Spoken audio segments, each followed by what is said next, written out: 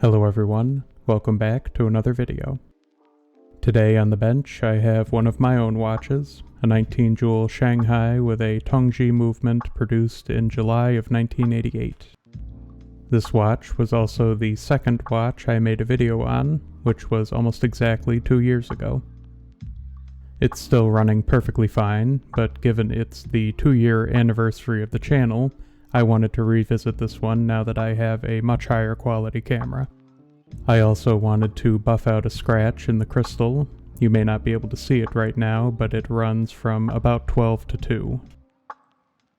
Here's the inside of the case back, free of any service marks other than my own. This is the inner cover protecting the movement.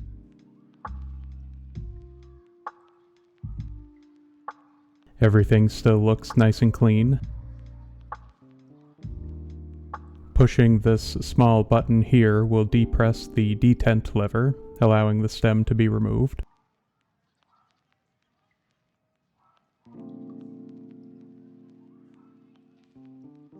The stem is still in good shape, no signs of moisture or rust. The case back gasket has some debris on it, but it's also still in good shape. I'll clean it and relubricate it with silicone grease before reinstalling it. The movement is held in by this ring, which is held in by these two screws here and here.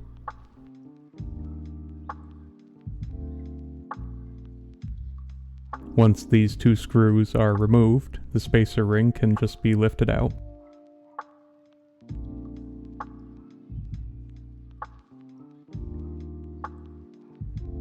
And the movement can then be easily removed from the case.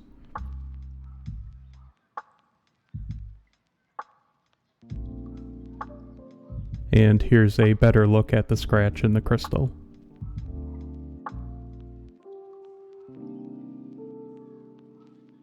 Generally, you want the hands to be aligned like this when removing them. On sweep second watches, I always remove the sweep second's hand first, as it's the most delicate of the three. The second's hand has a very slight upwards bend, which I can very easily correct.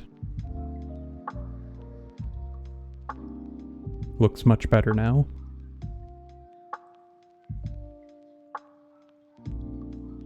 Now I can remove the hour and minute hands. I prefer these lever style hand removers over the Presto style for them. The plastic helps protect the dial from any scratches.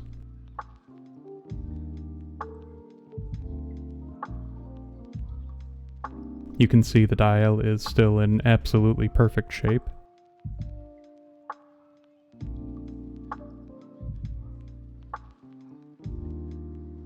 The dial is held in by two screws on the side of the movement. I remember these from the last time I serviced this. These white stains are permanent. The hour wheel looks fine otherwise. Now I'll remove the retaining plate for the minute and intermediate wheels. It has some scratches, but they don't affect the function of the watch at all.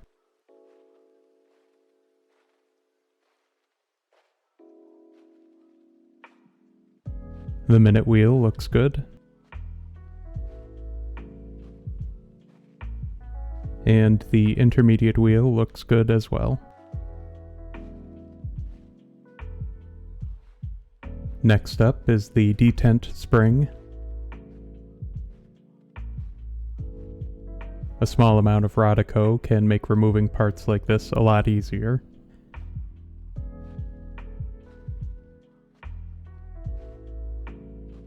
I can see I used a little too much 9504 on this last time, so I'll remember to use it sparingly when I lubricate the keyless works again. The clutch lever spring is next. These have a tendency to launch themselves if you're not careful. Using a piece of pegwood like this helps secure the spring so it doesn't go flying.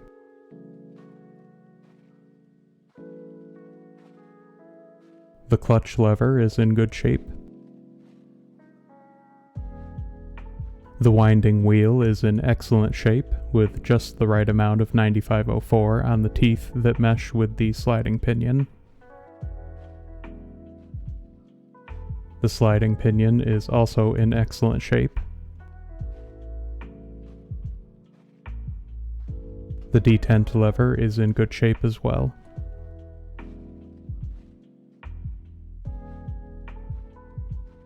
Last up is the cannon pinion.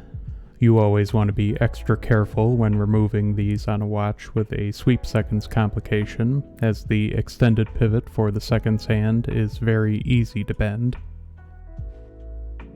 The cannon pinion is in good shape. And that's the dial side disassembled. So now I'll move on to the gear train. The movement is still in very good shape. Everything looks nice and clean. I'll remove the balance assembly first. Everything looks good there. This is the actual date code here that dates it to July of 1988. Now I'll remove the pallet fork. It looks fine.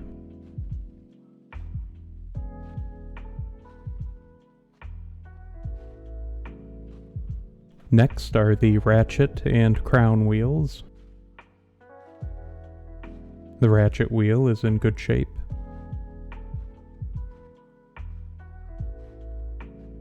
As is the crown wheel.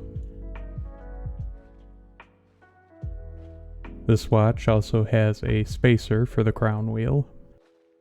Next, I'll remove the main gear train bridge. This is the sweep seconds wheel, so I'll carefully remove that now.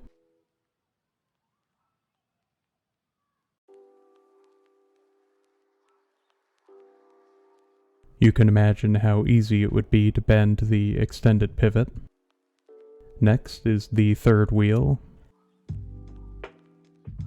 and the escape wheel. Both look good.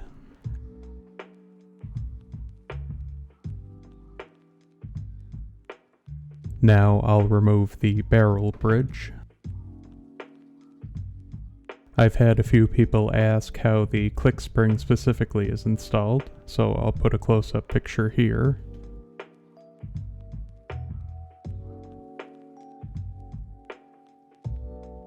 The barrel arbor jewel looks great.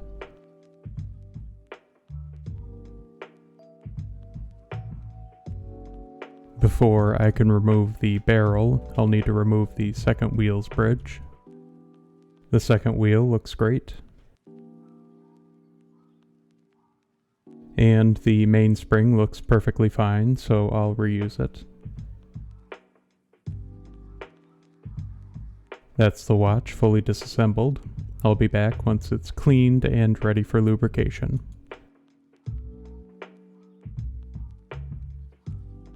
Because the second wheel's upper jewel is deep in the movement, I'll pre-lubricate the top pivot with 9104 before installing the bridge. This is actually a double bearing surface jewel, so only the bottom portion interacts with the second wheel. There's a channel near the tip of the sweep seconds pivot that is pre-lubricated with 9010 before installing. Before fully tightening any bridge down, I always make sure all the pivots are in their respective holes and spinning freely.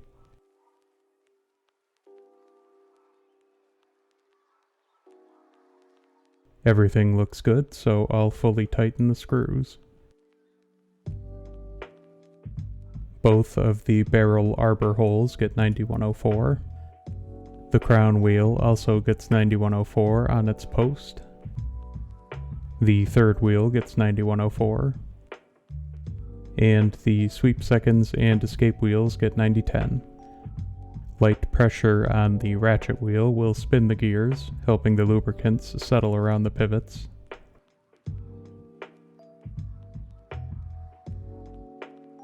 dial side is the same. The second wheel gets 9104, as does the third wheel here. And the escape wheel gets 9010. The pallet stones get 9415.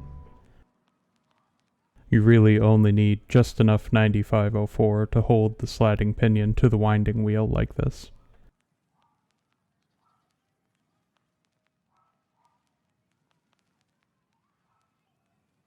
The sliding pinion's channel that the clutch lever sits in gets a small amount of 9104.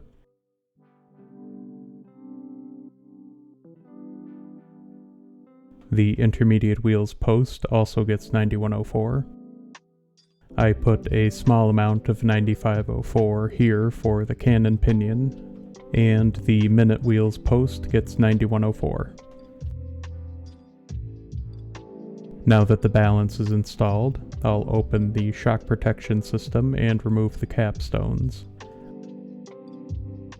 Once they are opened up, a pointed piece of Rodico like this makes removal very easy.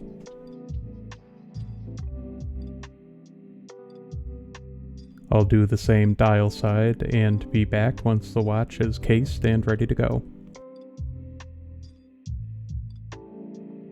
Here's the movement, looking as beautiful as ever. Let's put it on the time grapher now and see how it's running.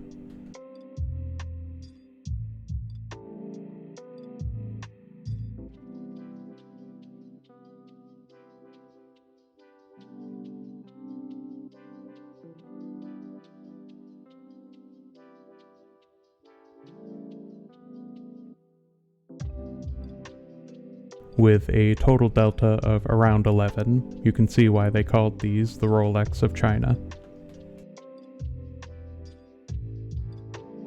And here's the watch, cased and completed. Thank you all for watching. I still can't believe I've been making these videos for 2 whole years already. I really do appreciate everyone sticking around for so long. I hope you enjoyed the video and continue to do so in the future. Thank you again for watching, and I'll see you next time.